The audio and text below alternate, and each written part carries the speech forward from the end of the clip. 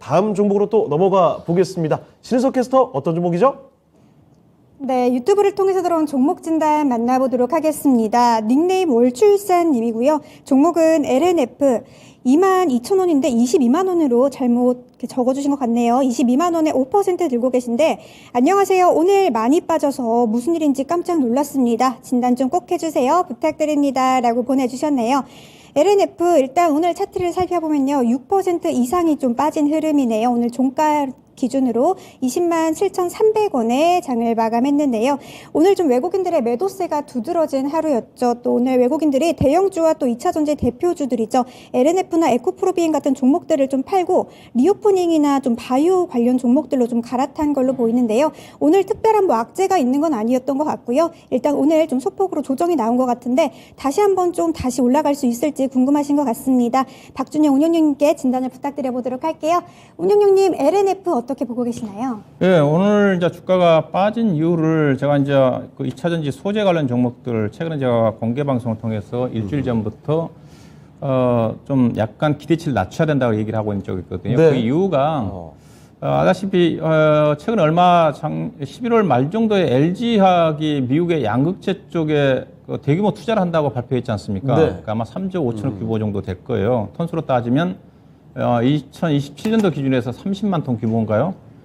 이거 투자한다고 해서 그래서 결국은 이제 LG화학이 속된 말로 배터리도 만들면서 소재까지 다 해먹겠다는 쪽이거든요. 그렇죠. 예, 그래서 그렇다 본다면 LG화학이 우선적으로 아마 LG 에너지 솔루션의 이제 공급처가 좀 될 거니까 그러면 양극재 대표적인 회사들 LNF라든가 에코프로 BM, 그다음에 포스코 케미칼을 중심으로 해서 상대적으로 유축이 될 수밖에 없다. 그래서 공급 과잉 이슈가 부각될 가능성이 크다. 그런 쪽으로 얘기를 했거든요. 그래서 좀 기대치를 낮춰라. 가급적 양극재 관련 종목들은 약간의 가기는 갈 건데 기대치가 프리미엄을 과거처럼 PER 기준에서 40배 이상 50배. 올해 이제 원래 당해년도에 50배, 그 다음에 2년 이후에 이제 PER이 30배 정도까지 작년도까지 평가를 받다가 현재 지금 내년도 LNF 기준에서 PER이 20배 정도까지 좀 떨어졌거든요. 그런 측면을 좀 말씀드렸던 것 같은데 그게 지금 최근 들어서 좀 저는 반영되고 있는 게 아닌가 좀 그런 생각이 좀 돼요. 네. 그래서 그래서 최근에 이제 물론 LG화학도 떨어졌지만 최근에 LG화학이 주가가 상당히 강세를 보일 때 다른 종목들은 못 갔거든요. 그런 측면을 좀 보셔야 좀 될 것 같고요. LNF가 대표적으로 또 LG화학, LG 에너지 솔루션 쪽에 배터리를 공급한 양극재에서 대표적인 회사이기도 하거든요. 근데 이제 그렇다고 한다다 너무 걱정할 필요가 없는 게 그래도 여전히 양극재 수요 자체는 공급 물량 부족입니다. 2025년도까지. 다만 이제 그 이후에 이제 다른 경쟁 회사들이 들어오게 되면 LG화학도 대규모 투자를 하고 특히 미국 쪽에 드라이브를 걸고 있는 쪽인데 현재는 미국 쪽 같은 경우는 국내 회사들 외에는 특별하게 경쟁 회사가 제가 양극재 쪽에 없는 것으로 알고 있거든요. 아직까지는. 그렇지만 모른다는 거죠.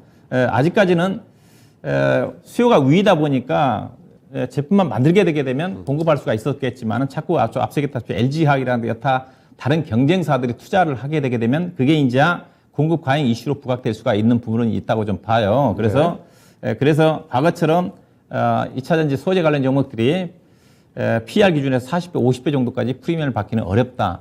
그래서 목표 수익을 가급적 작게 잡고 보수적으로 접근하라는 이제 그런 전략을 좀 제시해 드리고 싶어요. 그러니까 뭐 여전히 좋은데 예전만큼 좋은 건 아니다 정도인 네, 그렇죠. 거죠? 또 시장 자체가 지금 들어서 약간 했던 성장주보다는 가치주 쪽으로 경기가 턴할 가능성. 현재 시장 자체는 일반적으로 내년도 3분기 이후에 경기가 바닥을 찍고 돌아설 거란 전망이지 않습니까? 그러면 주식시장은 6개월 정도 선행해서 움직임이 전개된다고 그랬으니까 내년도 1분기 말이지 2분기부터 주가가 올라갈 가능성이 크다. 경기가 돌아선다는 자체는 가치주들이 경기할 종목들이 올라갈 가능성이 커 보인다는 측면에서 최근 들어서 그래서 가치주들도 좀 꿈틀꿈틀 거리고 있는 쪽이거든요. 그러다 보니까 물론 이제 금리 연준의 통화정책 기조 자체가 약간 완화적으로 바뀐 시점에서 성장주들도 나름대로 모멘텀이 좀 괜찮지만은 그래도 가치주들도 경기가 좋아질 가능성이 임박한 부분이기 때문에 서로 나눠 먹고 가는 부분이기 때문에 그래서 대표적인 성장주인 2차전지 관련 소재 관련 섹터들도 상대적으로 조금 과거처럼 주가가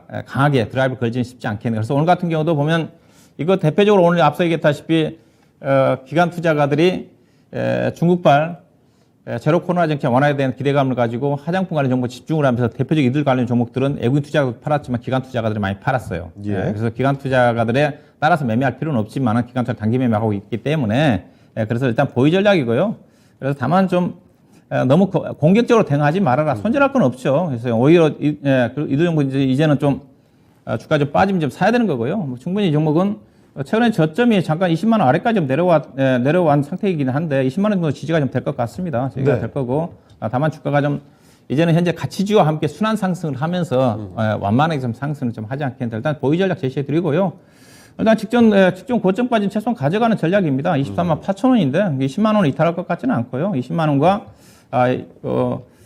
올해 연말 정도 본다 한다면 25만 원 정도 언저리 정도 내년도 가게 되면 뭐 28만 원 정도가 올해 5월 달에 고점 27만 9천 원인데 그 정도 상반기 정도는 27만 9천 원, 28만 원 정도까지는 올라갈 수 있는 그런 부분들이기 때문에 다만 앞서 얘기했다시피 LG화학이 대규모 투자와 관련해 가지고 상대적으로 같은 여타 경쟁사들 자체가 조금 부담을 느끼는 그런 수준이기 때문에 목표 수익만 과거처럼 세게 잡지 말자 그런 관점에서 보유 전략이고 일단 단기적으로 23만 8천 원 그다음에 내년도 상반기 정도까지 18만 정도까지는 보유 관점에서 대응 가능하지 않겠다 봐야 될 것 같습니다. 한 가지만 더 여쭤볼게요. 네. 이분께서 지금 5% 갖고 계시는데 추가 매수 가능하냐고 여쭤보셨거든요. 예, 사셔야죠. 5%니까요. 예, 20만 원대 초반 정도에서 사시고요. 만약에 살짝 내려오면 19만 8천 원 정도까지 내려올 수는 있을 것 같은데 뭐 사셔야죠 했어요. 5%밖에 안 되는 수준이기 때문에 해서요.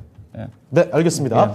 자, 월출사님께서 궁금하셔서 남겨주신 종목이죠. LNF. 사실 뭐 이 종목 궁금하신 분들이 월출사님 뿐만이 아닐 겁니다. 정말 많은 분들이 눈독을 들이고 계시는 2차전지 양극재 대표적인 종목이니까요.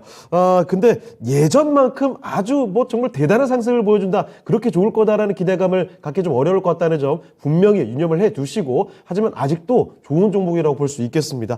일단은 20만 원 정도가 지지가 될 것으로 생각이 되거든요. 20만 원대 초반 조금 떨어진다고 해도 19만 원대 후반 정도 그 정도에서는 추가 매수 충분히 가능하다라는 점 오케이 사인 내려주셨고요. 거기에 올라갔을 때는 못해도 뭐 짧게 봤을 때도 23만 8천 원 이 정도 좀 더 멀리 본다면 28만 원 부분까지도 도달할 수 있는 종목이다라고 하셨으니까 월출사님께서 조금 걱정하지 마시고 보유하시면서 수익 노려보셔도 좋을 것 같습니다.